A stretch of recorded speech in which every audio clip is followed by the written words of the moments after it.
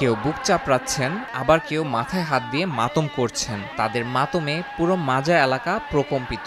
শনিবার ইমাম হুসাইন রাদিয়াল্লাহু আনহুর মাজার প্রাঙ্গণে লাখ লাখ শিয়া মুসলিম উপস্থিত হন। প্রতি বছরের মতন এবারও আরবাইন উপলক্ষে শিয়া মুসলিমরা পায়ে হেঁটে হাজির হন, যা শিয়া মুসলিম সম্প্রদায়ের ঐক্যের প্রতীক।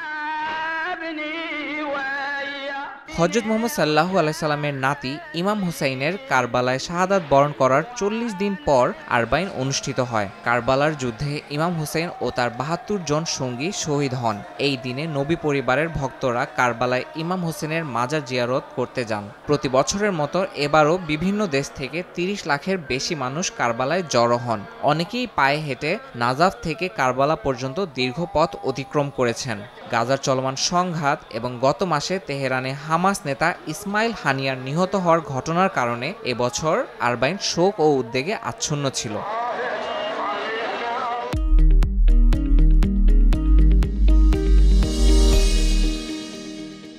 উপস্থিত মানুষজনের সেবা দিতে হাজার হাজার স্বেচ্ছাসেবক এতে অংশ নেন। বাগদাদ থেকে কারবালার পথে প্রায় ১১৩ কিলোমিটার রাস্তা জুড়ে স্বেচ্ছাসেবকেরা পানি, খাবার ও বিশ্রামের জন্য আশ্রয়কেন্দ্রের ব্যবস্থা করেন। এছাড়া গুরুত্বপূর্ণ স্থানে মোতায়েন করা হয় নিরাপত্তা বাহিনীর সদস্যদের। ইয়াসিন মোহাম্মদ জিসান, সময় সংবাদ।